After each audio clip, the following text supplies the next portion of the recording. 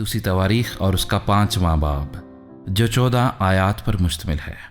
اس طرح سب کام جو سلیمان نے خداوند کے گھر کے لیے بنوایا ختم ہوا، اور سلیمان اپنے باپ داؤد کی مقدس کی ہوئی چیزوں یعنی سونے اور چاندی اور سب ظروف کو اندر لے آیا اور ان کو خدا کے گھر کے خزانے میں رکھ دیا۔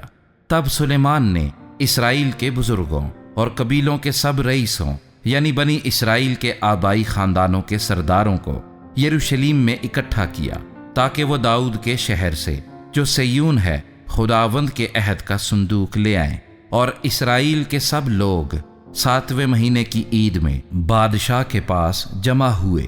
اور اسرائیل کے سب بزرگ آئے اور لاویوں نے صندوق اٹھایا اور وہ صندوق کو اور خیمہ اجتماع کو اور سب مقدس ظروف کو جو اس خیمے میں تھے لے آئے۔ ان کو لاوی کاہن لائے تھے، اور سلیمان بادشاہ اور اسرائیل کی ساری جماعت نے جو اس کے پاس اکٹھی ہوئی تھی صندوق کے آگے کھڑے ہو کر بھیڑ بکریاں اور بیل ذبح کیے، ایسا کہ کثرت کی وجہ سے ان کا شمار و حساب نہیں ہو سکتا تھا۔ اور کاہنوں نے خداوند کے عہد کے صندوق کو اس کی جگہ مسکن کی الہام گاہ میں جو پاک ترین مکان ہے یعنی کروبیوں کے بازوؤں کے نیچے لا کر رکھا، اور کروبی اپنے بازو صندوق کی جگہ کے اوپر پھیلائے ہوئے تھے، اور یوں کروبی صندوق اور اس کی چوبوں کو اوپر سے ڈھانکے ہوئے تھے، اور وہ چوبیں ایسی لمبی تھیں کہ ان کے سرے صندوق سے نکلے ہوئے الہام گاہ کے آگے دکھائی دیتے تھے پر باہر سے نظر نہیں آتے تھے،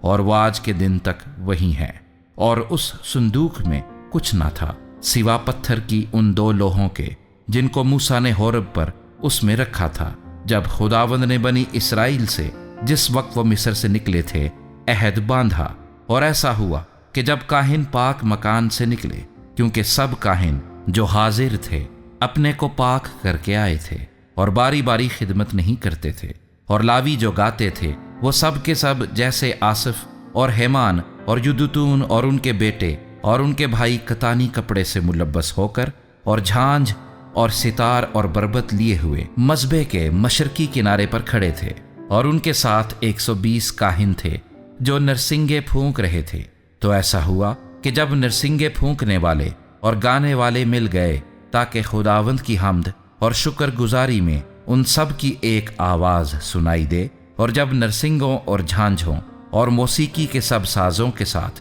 انہوں نے اپنی آواز بلند کر کے خداوند کی ستائش کی کہ وہ بھلا ہے کیونکہ اس کی رحمت ابدی ہے، تو وہ گھر جو خداوند کا مسکن ہے ابر سے بھر گیا، یہاں تک کہ کاہن ابر کے سبب سے خدمت کے لیے کھڑے نہ رہ سکے، اس لیے کہ خدا کا گھر خداوند کے جلال سے معمور ہو گیا تھا۔